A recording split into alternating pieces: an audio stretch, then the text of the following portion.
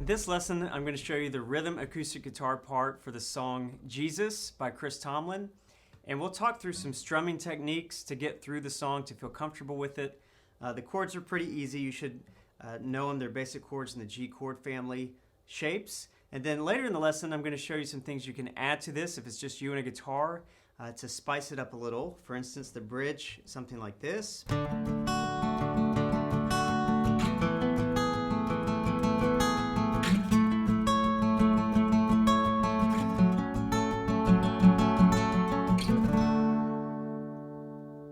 So there's things you can do just to spice it up even more. But first, let's talk about what's happening in the song. It's in the key of A, so the easiest way to go about that is capo 2 using G chord shapes, G chord family chord shapes. Nothing too out of the ordinary with your chords, so I'm not going to spend a lot of time on those. What is helpful for this song is figuring out your right hand in the rhythm.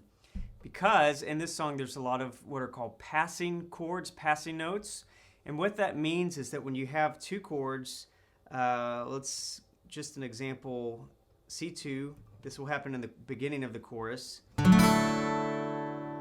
a G over E or an E minor,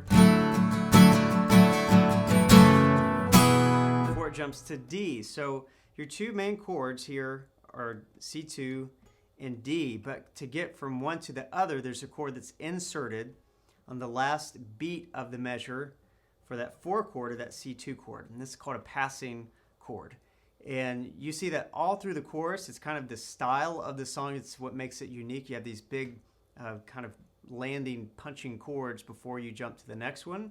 So let me play through it and you'll hear those one beat chords.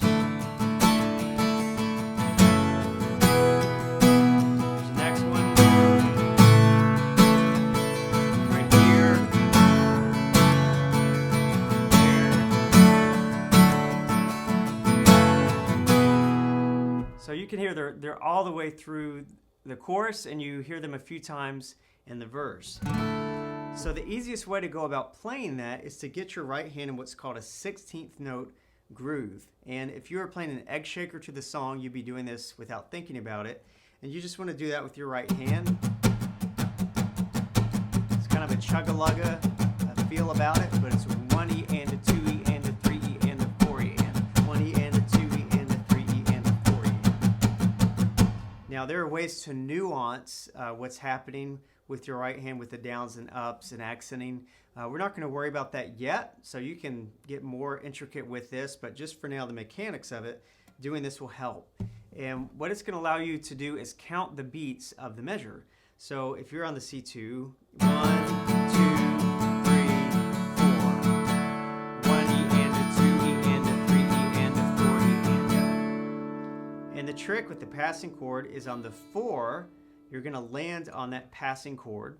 So for instance, C2 is going to go to G over E, 1 E and a 2 E and a 3 E and a 4 E and a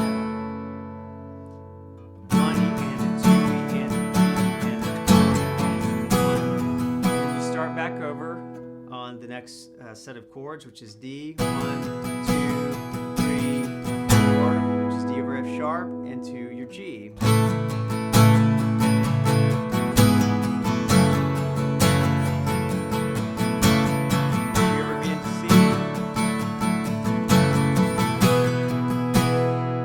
On your 4 eanda, you can either just, again, one big hit for that beat of the measure, the last beat of the measure, or you can fill it out with the 4 eanda before you switch into the next.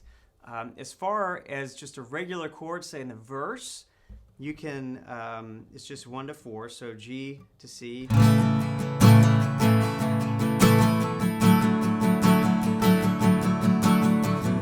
The same thing going with your right hand, that 16th note groove. Just follow it all the way through, 1, 2, 3, 4, 1, 2, 3, 4 for a normal chord, a normal measure. And then you'll be ready with that groove to switch to your passing chords. So I'm going to play through the verse and the chorus, so you've seen what's happening with each hand, your chords, and with your strum pattern. I'll slow it down a little bit so you can get the feel of it, and I'll play through the verse and through the chorus one time.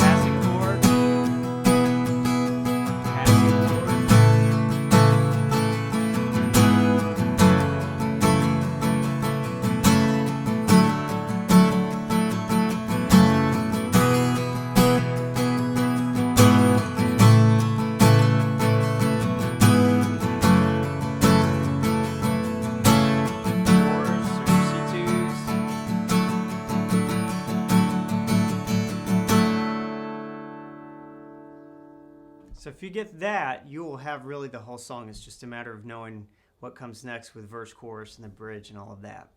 So that's how to play the song. And before I get into the next part, just know that if it's too high, you can obviously just take your capo off, use the same chord shapes and play it in G, which might be more comfortable to sing, just depending on your vocal range. So let me talk about a few things you can do to spice up the song if it's just you and a guitar, because a lot of the nuance comes from the keys and piano and electric guitar, but you can do some things with acoustic to spice it up. And I did some of these in my cover that you can check out if you like. But one thing I did was when I was playing the intro or even playing through the verse,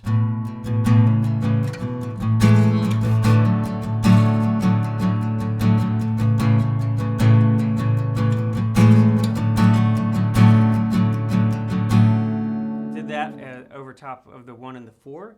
So I'm playing just the low notes of a G, and I'm playing it with my thumb, which might sound weird, but it frees up my middle and pointer to do some things. So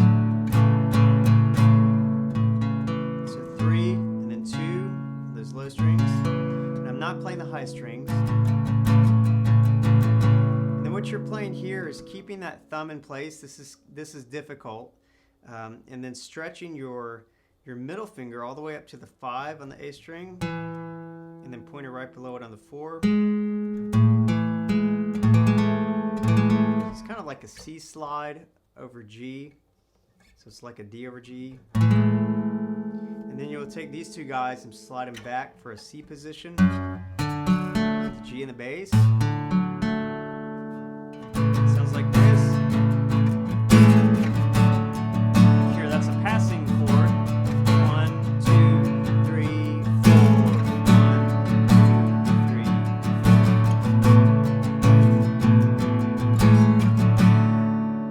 That's a nice way to spice up the verse.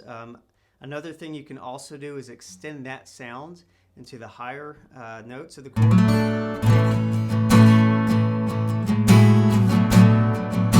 It's the same idea, I'm just playing different notes. So I'm playing G, kind of a G open, everything but your high string. If you play your high string, just put something on the 3rd, muting out the 5th. This is the same idea. It's the higher part of a C slide chord. So C chord, you slide it up 2 frets, it gives you a D. And I'm playing that over a G. And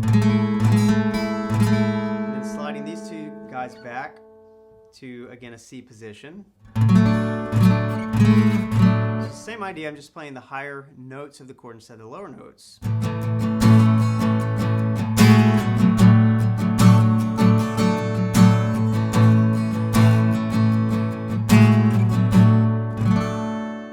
Nice way to spice up the verse if you want something different.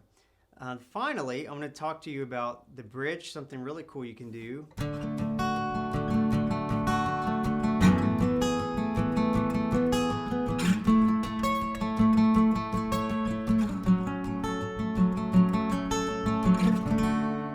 So what I'm doing here is playing chords. I've shown these chords in lots of different lessons, but it's just a different way to play chords in the G chord family. C, D, E minor, and in your 1, your G. So really quickly, if you start on your C chord, your pointer is getting your 3rd fret of the A string, 5th string, right below ring finger. So you have 3rd fret, 5th fret. On the D string, you're skipping the G, which is the 3rd string, and then pinky on the 2nd string, also on the 5th. So that's going to be your major position for your C and for your D.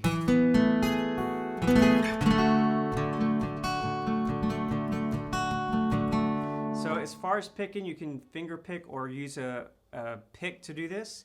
You're kind of alternating really quickly. The easiest thing to do is alternate with your bass note, your 5th string and your 4th, and then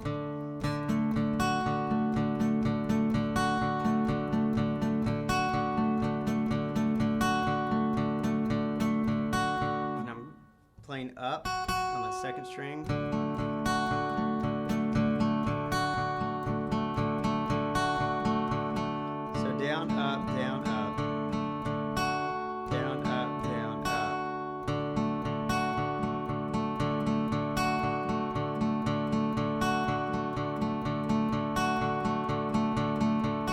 notice your third and your fourth are the same note, so it doesn't matter which one you get. It might be easier to stay on that third actually, but either one's going to sound okay because it's in the chord.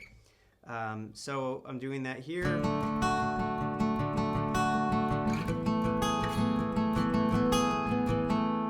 Then you'll take this position, and you're on the 5th, 6th, 7th, 8th, 9, 10. That's your 1, that's your G. Now you're going to go to your 7th relative to capo and play, instead of your pinky, use your middle on the same string. This is your minor position.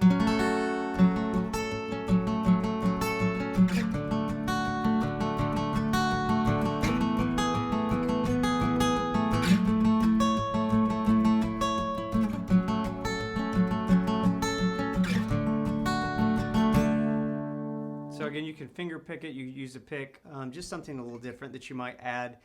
If you're a second guitar, you could add it to someone who's strumming, or if you're playing and want to really work on that, you can play that and sing with it. So it's up to you. So that's how to play just the mechanics, the basics of the song, as well as some additional things you can add to the song Jesus by Chris Tomlin.